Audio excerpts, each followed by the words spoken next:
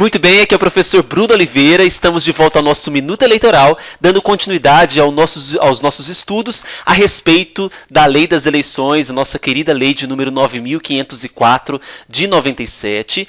Lembrando que nós estamos estudando artigo por artigo. Se você for no meu canal do YouTube, basta você curtir, você vai encontrar o Minuto Eleitoral sobre a Lei das Eleições desde o artigo 1º. Nós já estamos no nosso artigo de número 30.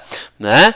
Para você que vai fazer o concurso do TRE São Paulo, é muito importante. Quero ressaltar também que eu tenho um curso para o regimento interno do TRE São Paulo em PDF com 80 questões comentadas inéditas. Então eu criei 80 questões, 20 questões para cada aula, são 4 aulas com 20 questões comentadas cada, a respeito do regimento interno do TRE São Paulo. Se você tiver interesse, basta entrar no site www.eleitoralcombruno.com.br, vai lá no Fale Comigo, mande um e-mail sobre a sua necessidade em relação a esse curso que eu te passo as orientações. Tudo bem? Bem, vamos falar hoje sobre a prestação de contas, dando continuidade ao estudo da prestação de contas quanto à sua regularidade.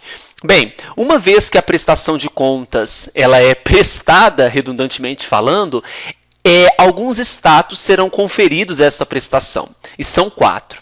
Quando as contas estiverem regulares, o status que caberá a elas será o status de aprovadas. Então, a aprovação quando essas contas estiverem regulares.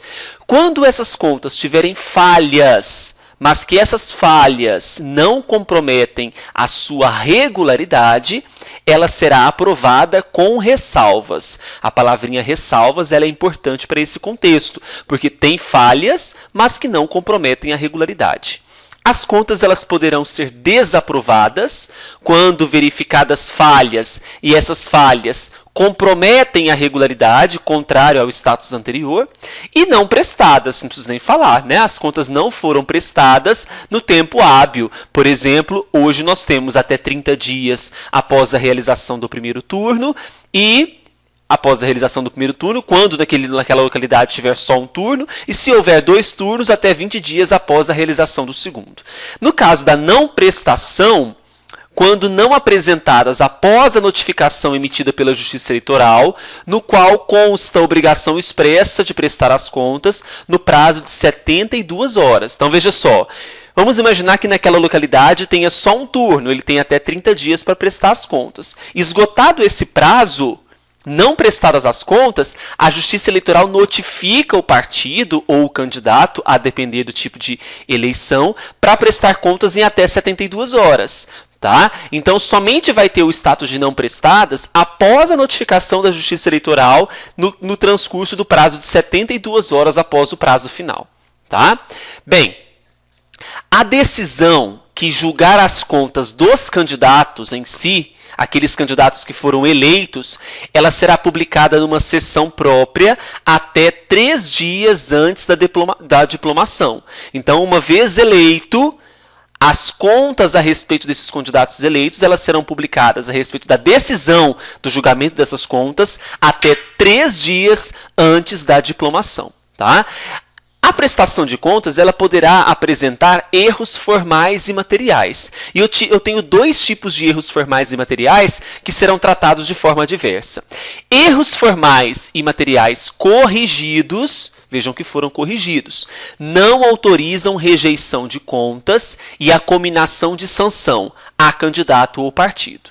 Agora, erros formais ou materiais que sejam irrelevantes no conjunto da prestação de contas, que não comprometam o seu resultado, não acarretarão rejeição de contas. Isso cai muito em prova. Faça um asterisco aí para mim, nesse segundo ponto. Então, uma vez que eu tenha erros formais ou materiais que sejam irrelevantes no conjunto da prestação, isso não compromete o resultado da prestação, nem acarreta a rejeição das contas. Ok?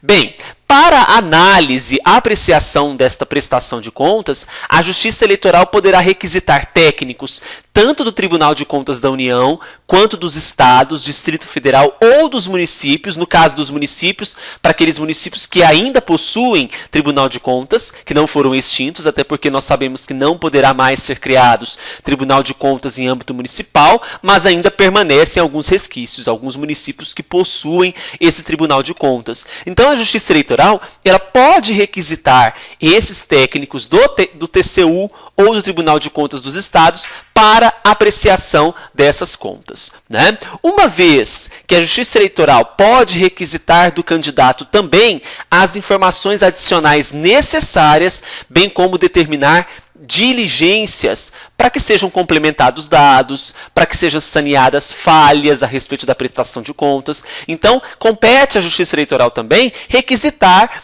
tudo aquilo que pode complementar aquela prestação de contas. Quanto ao cabimento de recurso em relação à prestação de contas, é possível sim, da decisão que julgar essas contas que foram prestadas, recurso ao órgão superior da Justiça Eleitoral no prazo de 3 dias. E entra a regra geral do artigo 276, né, a partir do artigo 276, que fala a respeito do prazo geral de recursos. Então veja aqui que o prazo geral são 3 dias e nesse caso de recurso à prestação de contas engloba também o prazo de 3 dias. Tá? Além disso, caberá recurso especial para o TSE nas hipóteses previstas na Constituição, lá no artigo 121, parágrafo 4º, incisos 1º e 2º. Então, a título de prova, o que você precisa saber sobre o recurso?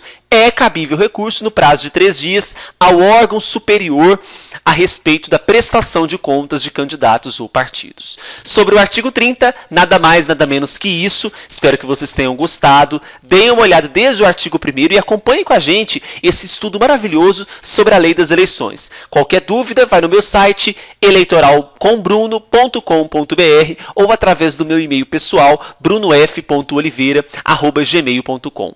Um grande beijo, um grande abraço e até o próximo Minuto Eleitoral. Tchau, tchau.